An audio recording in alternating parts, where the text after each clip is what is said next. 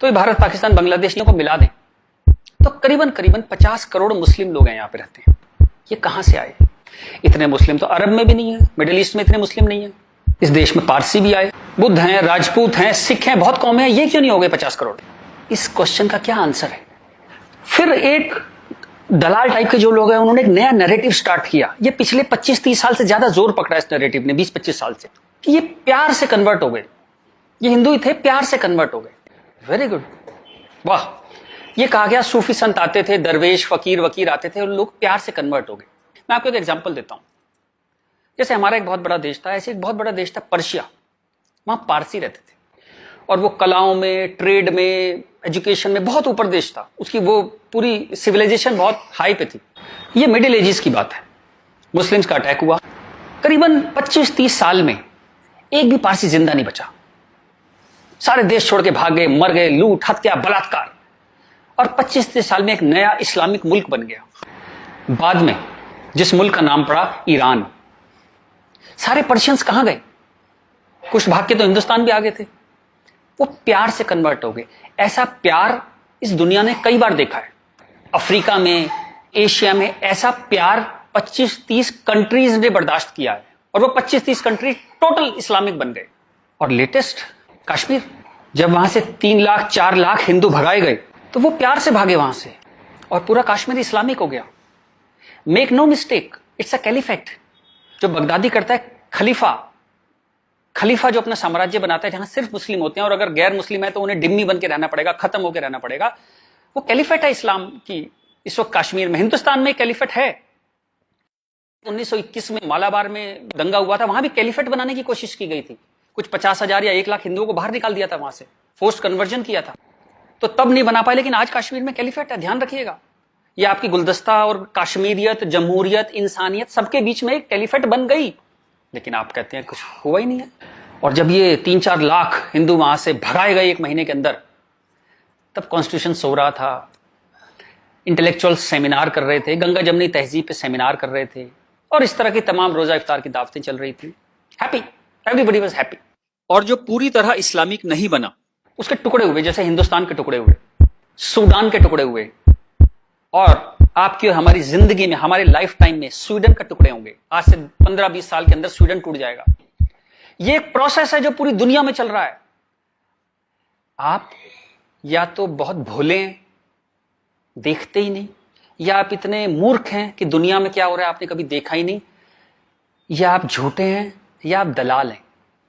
अगर आप इस पूरे प्रोसेस को मना करते हैं कि नहीं नहीं ऐसा कुछ नहीं था, यहां तो बड़ी गंगा जमनी तहजीब थी, आप इन सब में से एक है, या हो सकता है सब कुछ हो। चलिए मैं आपके साथ एक एक्सरसाइज करता हूं। आपके एक दादा होंगे, एक दादा परिवार है, दादा, चाचा, ताऊ, बुआ, फूफा, उधर के उनके बच्चे, सब एक पूरी फैमिली ट्री वो है। एक नाना की तरफ से है, तो एक आदमी करीबन ऐसे 10-15 परिवार उसके आसपास होते हैं। इसके बाद आप कॉलेज, आपका कॉलेज, स्कूल कॉलेज, जहां 50-100 स्टूडेंट हैं, जिसमें कुछ दोस्त हैं जो आपके साथ ट्रेवल करते हैं जिंदगी भर। फिर आपका मोहल्ला, आपकी कॉलोनी, वहां भी आप 10-20 परिवारों को जानते हैं। यूं कहें एक आदमी मोटा मोटा 700-800 हज़ार लोगों की खबर उसको होती है, डायरेक्ट खबर, चाहे मिले ना कि कोई बहुत दूर रहता है, लेकिन हाँ पता लगता है उसकी शादी हो गई, उसके बच्चा हो गया, डेथ हो गई, कुछ बहुत अच्छा हो गया, बहुत बुरा हो गया, खबर आ जाती है कहीं ना कहीं से। अब मैं आपसे एक्सरसाइज करता हूं। पिछले 20, 30, 50 साल में ये इन 1000 लोगों में से कितने लोग मुस्लिम बने, कितने लोग कन्वर्ट हुए? आंसर मिलेगा 0। क्या हुआ? सारे सूफी, दरवेश, फकीर रिटायर हो गए, आईपीएल देखने चले गए, इस्लाम की कशिश खत्म हो गई। दोस्त, जब तक गर्दन पे तलवार ना हो ना, कोई कन्वर्जन नहीं होता, या बहुत सारे पैसे ना हो, कोई कन्वर्जन नहीं होता। उसके बाद पार्लियामेंट पे अटैक हुआ, इस देश की पार्लियामेंट पे अटैक हुआ, और उसमें शामिल अफजल गुरु, उसके सम्मान में, उसके समर्थन में लोग खड़े हैं, हजारों लोग मुसलमान खड़े हैं, और हमने तब भी कुछ नहीं कहा। इस देश में हाहाकार नहीं हुआ। मुंबई में कुछ साल पहले आजाद मैदान में एक रैली हुई, किस लिए हुई? रोहिंग्याओं के समर्थन में। आपका क्या लेने देना रोहिंग्याओं के समर्थन में? और रैली के आखिर में क्या हुआ? जो शहीदों के लिए स्मारक बना है, फौजियों के लिए, शहीदों के लिए जो स्मारक बना है, उसको जूते मार मार के तोड़ दिया। इतनी नफरत आपके मन में इस देश के लिए, और कोई कुछ कहता ही नहीं, कोई कुछ कह ही नहीं पा रहा था। ये चल रहा था इस देश में। तो ये जो एक हेट है, ये इन दोनों कौमों में रही, और वो एक हेट, वो एक नफरत जो थी, वो कभी, it never became a past history, distant history, कभी नहीं हुआ, वो रोज रहा। कभी वो अफजल गुरु के रूप में आ गई, कभी वो क्रिकेट मैच के रूप में आ गई, कभी कश्मीर, कभी आजाद मैदान, वो हमेशा कभी ना कभी उसके न्यू एडिशंस आते रहते थे। एक और एक्सरसाइज करते हैं। आप मोटरसाइकिल चलाते हैं, कार चलाते हैं, साइकिल, स्कूटर कुछ चलाते होंगे। जब भी आप सड़क में जाते हैं तो थोड़ा संभल के चलते हैं, लेकिन आपके शहर के जो मुस्लिम एरिया है, जब उसमें आप जाते हैं तो कुछ एक्स्ट्रा संभल के चलते हैं कि नहीं? एक्स्ट्रा संभल के, कि अगर यहां लग गई तो एक्स्ट्रा पिटाई होगी। वो जो फियर है आपके अंदर, वो जो डर है, वो कमाल की चीज है, जिसको देश कहता है नहीं, एक सिस्टम कहता है नहीं, लेकिन आपके अंदर है, करोड़ों लोगों के अंदर है, 100 करोड़ लोगों के अंदर है वो डर।